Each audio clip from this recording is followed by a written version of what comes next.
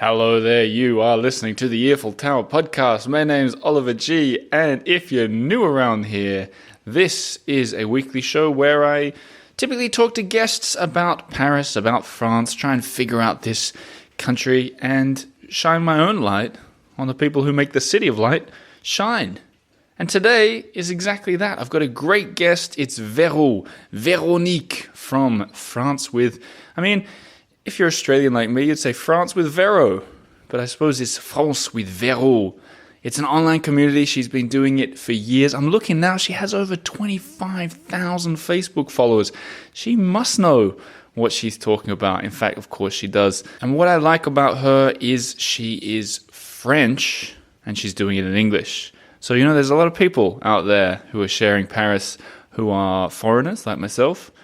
But Véro is the real deal, and we've been friends for a long time. It was great to get the chance to chat with her. And in this episode, I asked her if she would sort of, not really debunk, but more give us all a crash course in the French ritual known as Apéro.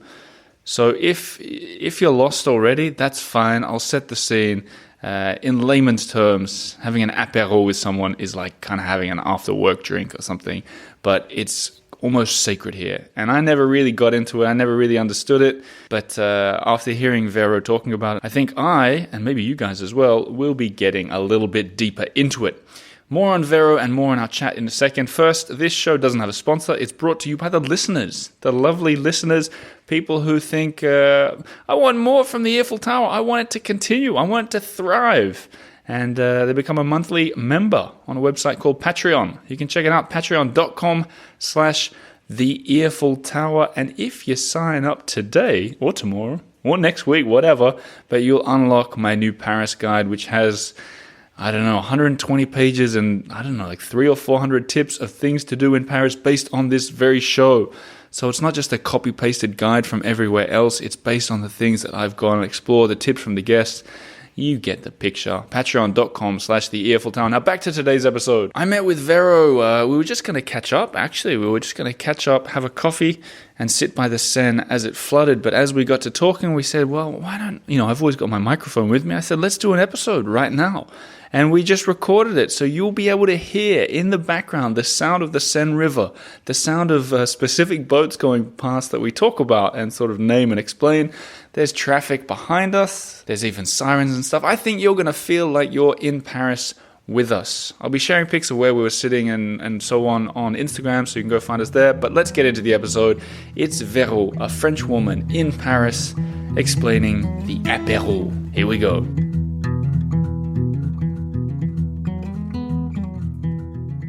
Here we are. Welcome to my studio, Véro. How are you? Bonjour, Oliver. What do you think of my studio? I think your studio is simply magnificent today. You've outdone yourself. We're sitting, people can probably hear the traffic behind us already. That too. We're sitting just, that's the Pont Louis-Philippe, I believe. Mm-hmm. And we're sitting watching the Seine flooding. Do you care for this? Yes. I'm amazed that our feet are still dry.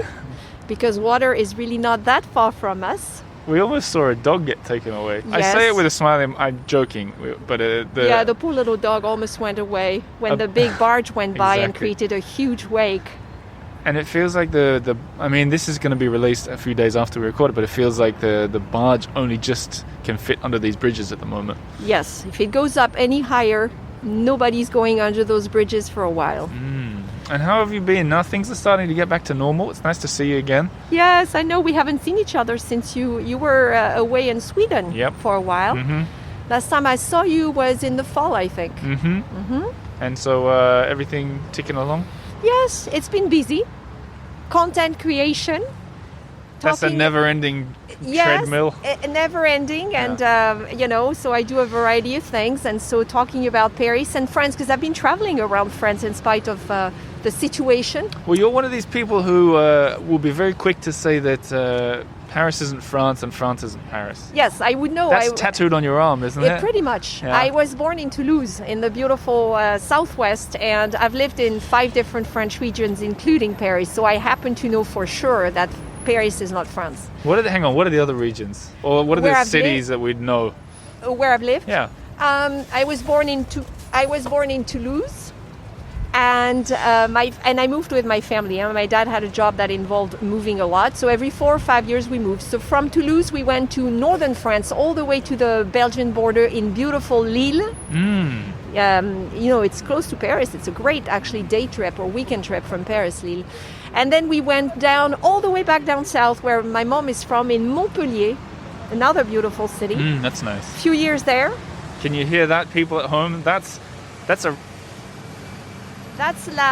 rare sound on the Eiffel Tower podcast. La brigade fluviale. Ooh. The guys, the cops who work on the water. Are they on cops the Seine. or firefighters? Or? They're firefighters. Yeah. I think you're right. They're firefighters, but they're beautiful red boats. Yep. Oh, look at the wake again.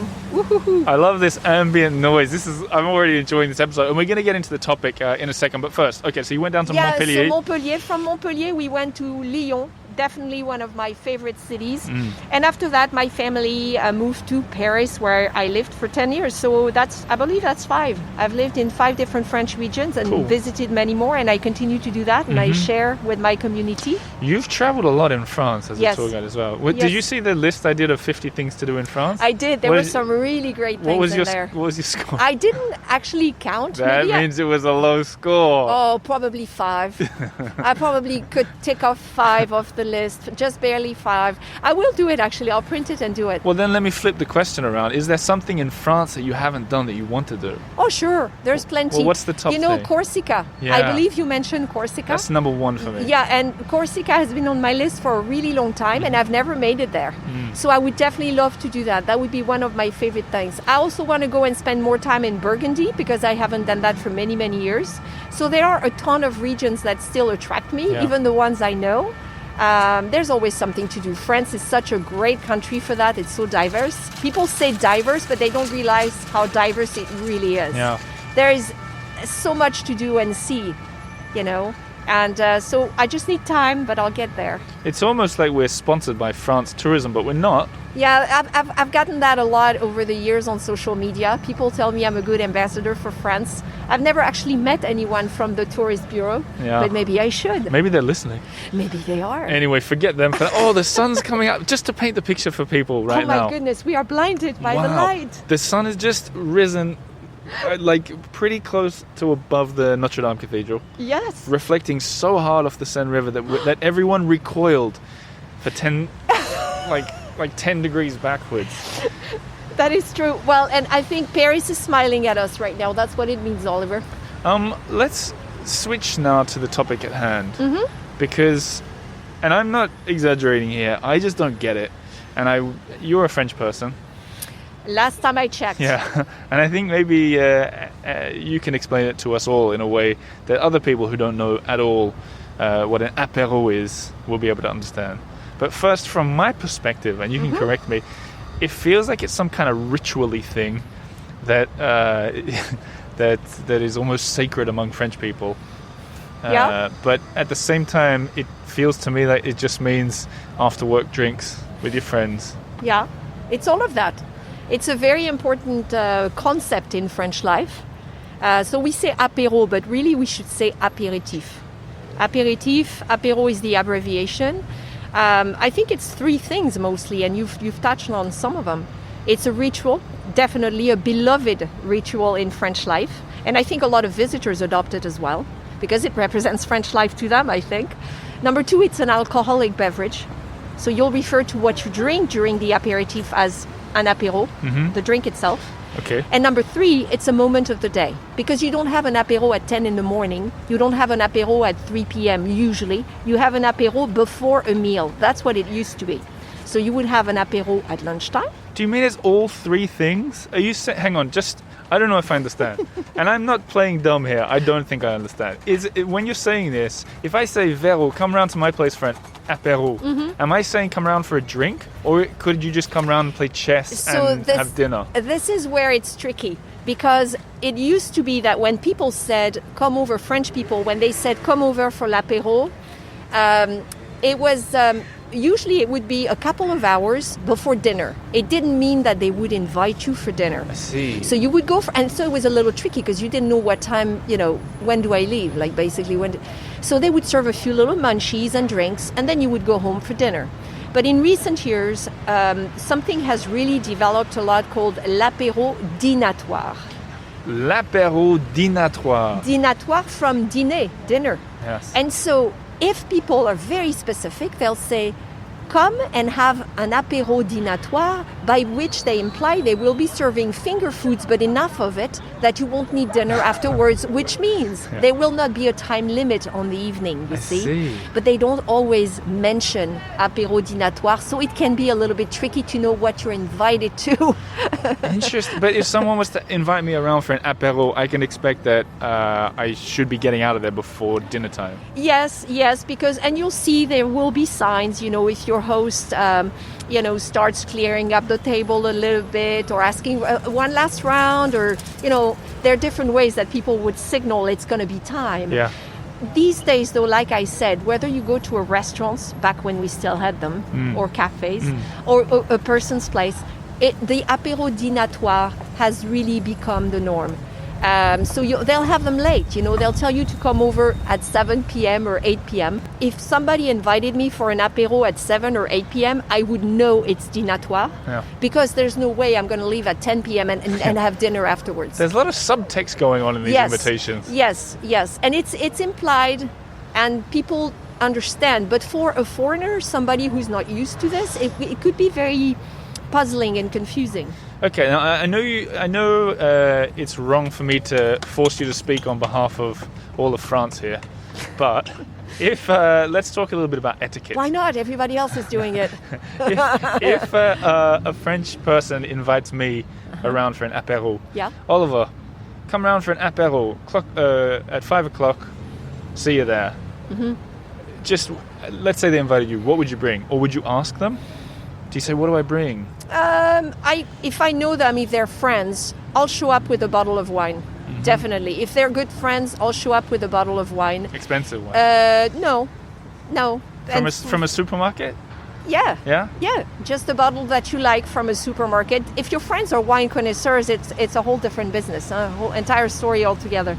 But no, I would bring a little something, or I would say, but if they said apéro dînatoire, I would say, do you want me to bring something? Should I bring something? And that's probably because I've lived in the US for so long, and they do so much, potluck is a way of life over there.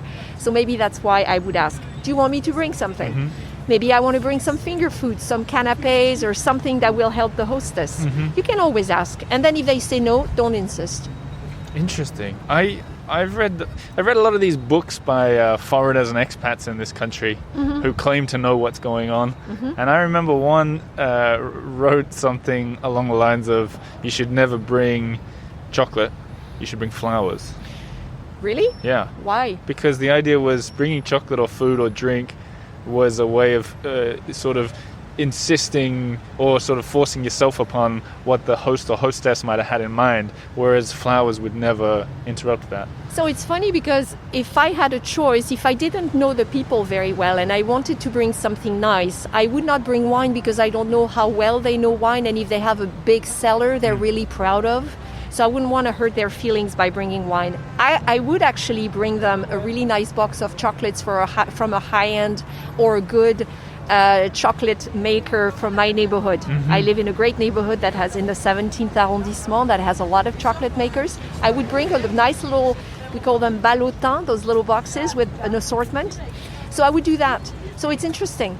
For the flowers, I would recommend that you don't bring them the same day, actually. Really? Yes, because as a hostess, when I used to host parties, nothing is more stressful as you're greeting your guests and they keep coming in. Hi, how are you? Take off their coats, than to be given a huge flower arrangement that you don't have a vase for. So if you want to do it properly, have the flowers delivered in the afternoon. Before you get there? Yeah. That's a classy, actually that I would say is a very classy thing to do. Beautiful flower arrangement that gets delivered before you arrive. That's nice. That's a nice touch. Is this a French thing, or is this a Véro thing? I've seen it happen at parties, so I would think it's I love that. But again, there's so many different types of French people. A lot depends on you.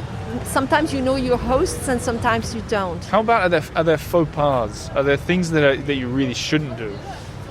I don't know if there is anything you shouldn't do. Really? I think it depends on the people. Some people are more understanding than others. Some people have traveled more than others What as well. about arriving late or early?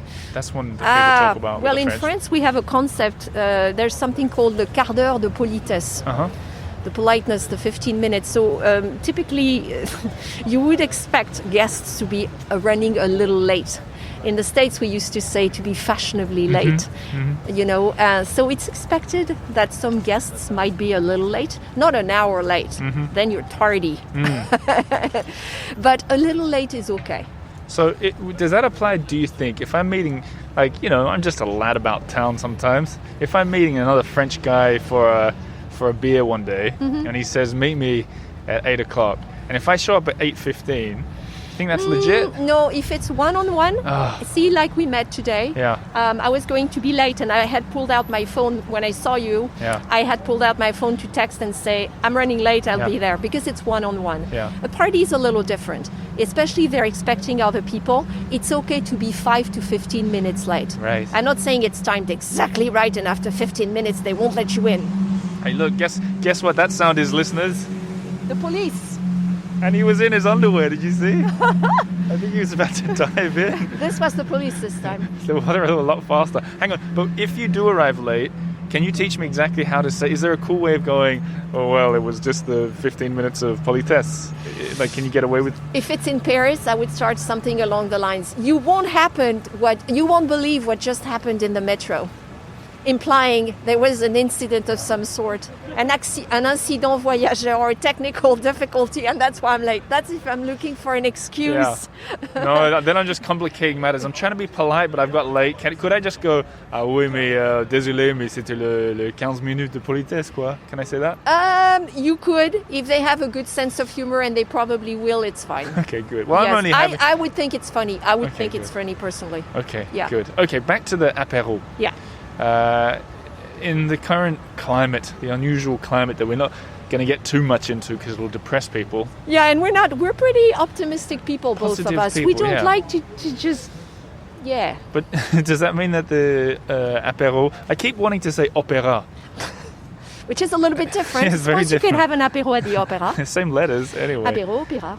But in the current climate, does that mean that people aren't doing it as much, do you think? Or Oh. If I believe the sounds coming out of the floors in my building, I think they're doing it a lot. Yeah. The cafes might be closed, the restaurants might be closed, but I think my neighbors and many other people in Paris and probably France have figured out ways of still having apéro. Why? Because it's convivial. And in this time, right now in particular, where you can't see your friends as much, you're sort of disconnected from people, I think l'apéro is even more important. Because l'apéro, make no mistakes, I think a lot of foreigners, not a lot, but some foreigners, I've heard them describe the apéros they've had in France. For them, it's an opportunity to just get smashed. Let's get drunk. Right. This has nothing to do with l'apéro. L'apéro is a time when you get around, you meet your friends or your family. It whets your appetite before the meal, if it's not going to be a dînatoire, like we said. Of course. But it's a convivial time. You're going to trade news, you're going to catch up. It's about being with people. The drinks are accessories. The nibbles are accessories. The main point is to be with the people. So you can see how now it would be particularly important to do it. Let's talk about those nibbles and drinks specifically. Imagine there are people listening. Tell me a US state, just a random one. U.S. state, Yeah. the one I lived in for 2 decades, Washington State. Okay, I'm sure there's someone listening in Washington State right now, right? And they're thinking, but Véro, because they wouldn't say Véro, they'd say Véro, I imagine. They say Véro. What are these nibbles and what are these drinks? Okay, well, the basic nibbles for l'apéro traditionally, if you have it at a cafe, just a glass of wine, let's say, on the way back from the office, on the way home, you would stop for a glass of wine or another drink. The bartender, the person at the bar, the waiter, would bring some little munchies. Very simple stuff. Peanuts, usually.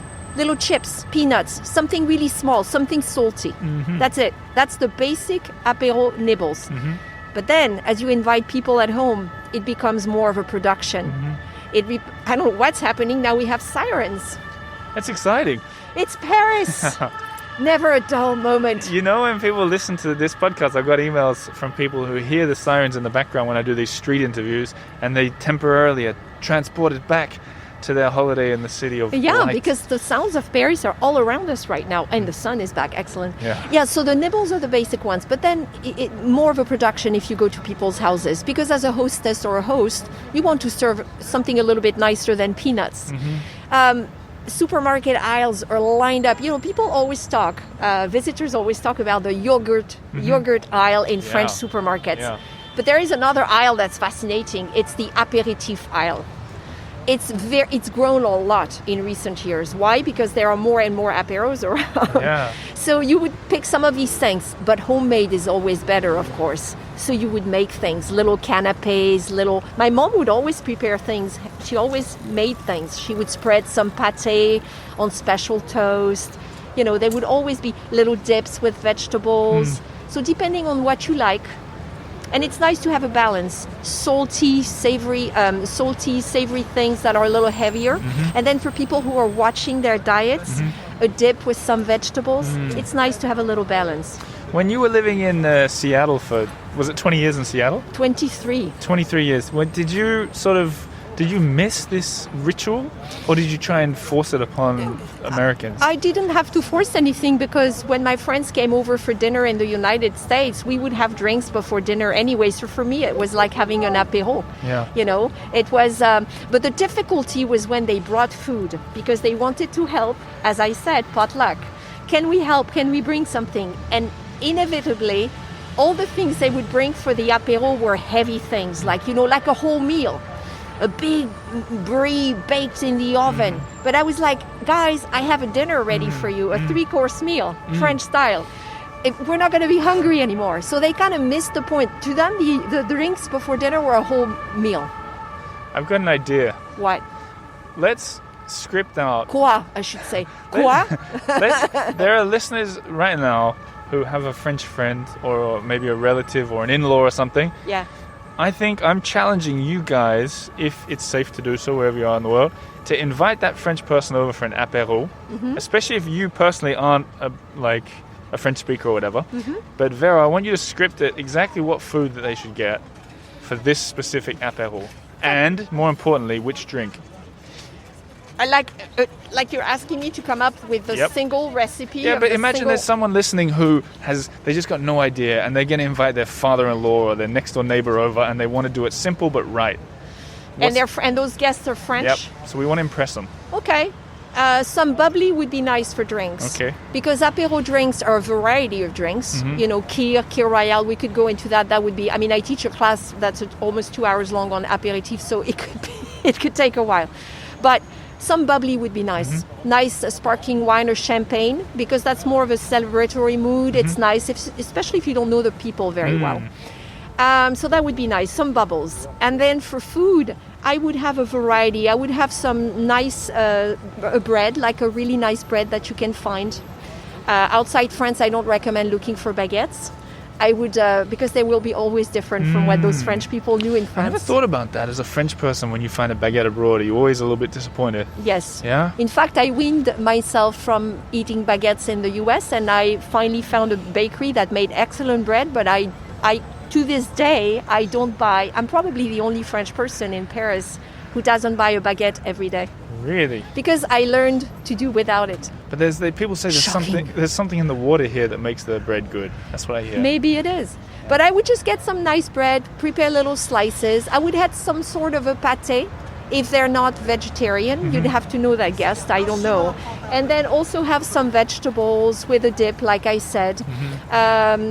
Interesting little things, like things you would make for your own friends. I think they would be interested in seeing what you prepare. The French love food, and they're very interested in discussing food. So don't necessarily try to do what they would expect. Try to surprise them.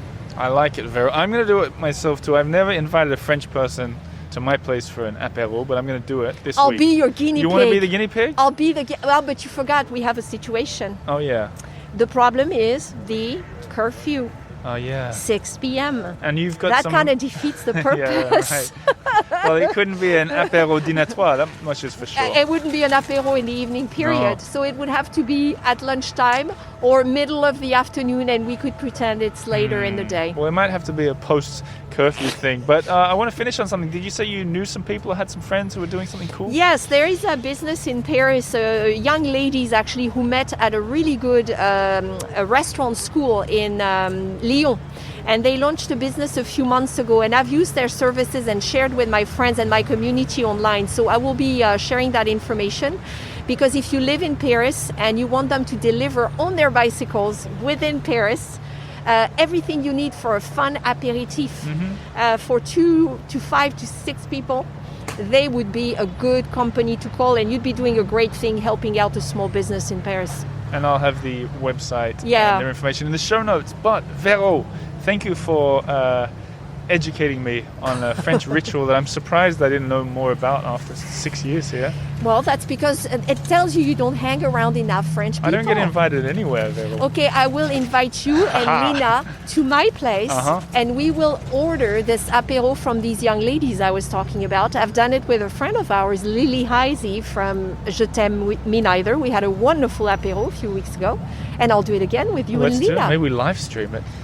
That would be fun. There you go. Something to look forward to. Véro, thank you for sitting with me by the Avec River plaisir. Seine on this floody day. I know, always fun to see you, and always wonderful to see the Seine, especially when she's that angry.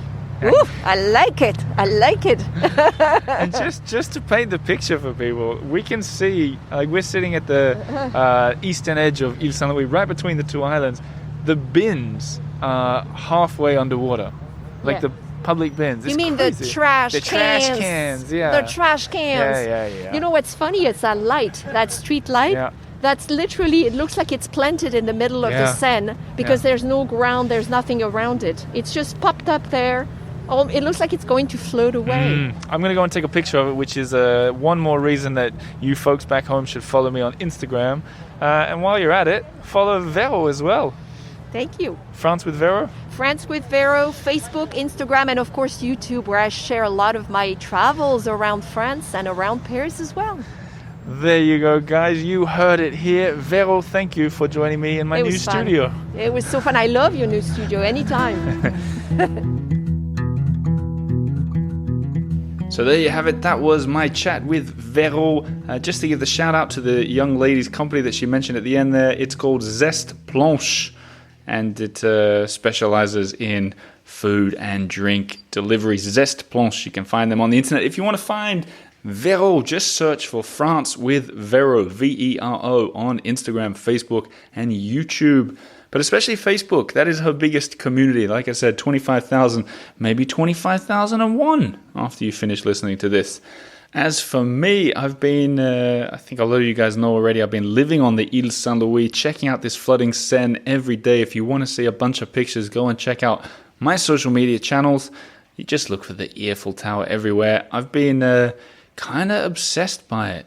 I wrote a couple of blog posts. I did, well, you maybe heard last week's podcast episode. And the weekly newsletter also featured a bunch more on it too. But I thought I'd end this with an email that I got in. In fact, a thank you as well to all the people who've been sending letters and cards and stuff to the new P.O. box that I got. If you want to do it too, 34 Avenue des Champs-Élysées, 75008, Paris. You can find it online if you need the full information. But just remember to put the Eiffel Tower, otherwise I don't think it comes through. But I got a lovely email that I want to finish on from Sylvia Solid. And I just thought I'd read it to you. It says, "Hi Oliver, I just saw your pictures on Facebook. Beautiful. Sigh." Oh yeah, she's referring. I got a new camera for Christmas, and I went around the Seine, like deep zooms on the river and the neighborhood. So go check that out if you haven't already. She says that she got a signed book from me talking about Paris on there, but then she says, "Unfortunately, life sometimes gets in the way, and although the book sat on my coffee table right in front of me, it never made it to my hands." Well, that's not good enough, Sylvia. Oh no, she continues. She said, "This last week we've had a severe storm in Northern California. I got caught off guard, as many of us did, and I was without power and heat for 5 days. Oh my goodness.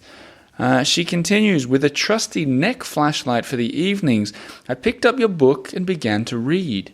Your book kept me company and entertained during that time and helped with the depression that was settling in. I thoroughly enjoyed it and was able to see myself back in Paris when some of the places you mentioned were familiar.